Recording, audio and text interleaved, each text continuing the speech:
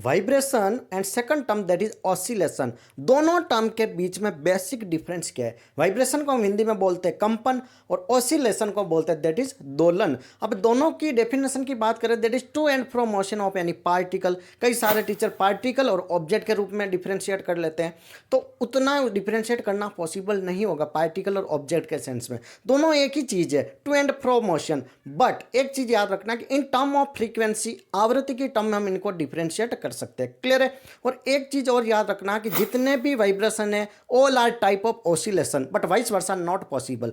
सारे oscillation vibration हो जाए, सारे दोलन कंपन हो जाए, ये पॉसिबल नहीं है। लेकिन सारे कंपन दोलन के ही टाइप है, all vibration are part of oscillation, ये जरूर हम बोल सकते हैं। तो यहां से भी क्वेश्चन आपको पूछा जा सकता है। अब हम थोड़ा सा डिटेल में डिस्कस करेंगे, वीडियो को लाइक से सब्सक्राइब जरूर कर लो। तो ठीक है, वाइब्रेशन और ऑसिलेशन को थोड़ा सा बेसिक आइडिया दे दिया है। अब डेफिनेशन कह रहा है कि to and fro motion of particle, या फिर यहां पर लिख लिया जाए ऑब्जेक्ट, उससे कोई भी फर्क नहीं पड़ने वाला है। ठीक है, तो to and fro motion of particle होगा। मान लो ये एक मार्कर है, अब ऐसे ऐसे ऐसे मूवमेंट हो रहा है, दैट इज टू फ्रो अपनी ये जैसे इक्विलिब्रियम पोजीशन है, ऐसे जा रहा है, ऐसे आ रहा है, ऐसे ऐसे मोशन हो रहा है, दैट इज एग्जाम्पल क्या हो गया, दैट इज पेंडुलम। क्लियर है? और अगर आपने गिटार देखा हो इस तरीके से गिटार देखा होगा, ठीक है, गिटार देखा होगा, गिटार पर ये ऐसे वायर होते हैं, तार होते हैं, ठीक है। तो अब इनको जैसे ही बजाते हैं तो कितना जल्दी इनका फास्ट इनका वाइब्रेट होता है। या कोई एक स्ट्रिंग पकड़ के ऐसे और इसको ऐसे ऐसे हिलाओ तो वो स्ट्रिंग का मोमेंट होगा, that is also type of vibration.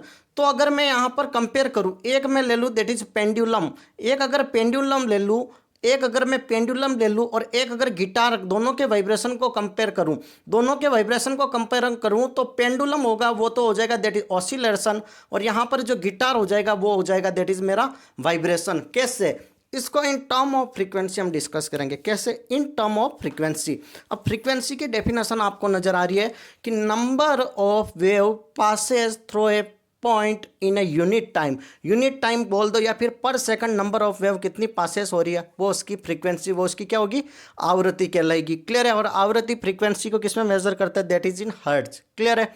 Okay, अब मैं बात कर लूँ फ्रीक्वेंसी, तो वाइब्रेशन की अगर मैं फ्रीक्वेंसी की बात करता हूँ दैट इज हाई होती है, ज़्यादा होगी, हाई फ्रीक्वेंसी होगा तो वो होगा दैट इज वाइब्रेशन। और ऑसिलेशन की बात करता हूँ दैट इज फ्रीक्वेंसी की क्या होगी, लो फ्रीक्वेंसी की जब बात होती है दैट इज ऑसिलेशन। क्लियर है यहाँ तक?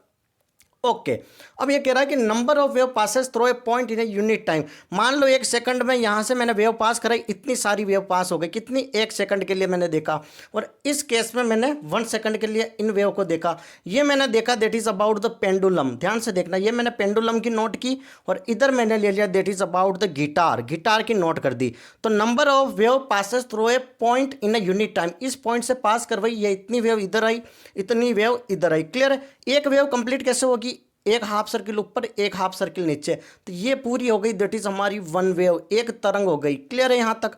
ओके, तो अब यहाँ पर डिस्कस करते हैं, ये हो गई हमारी एक वेव, फिर ये हो गई that is second wave, first, second, third, fourth and fifth, total 5 wave हो गई।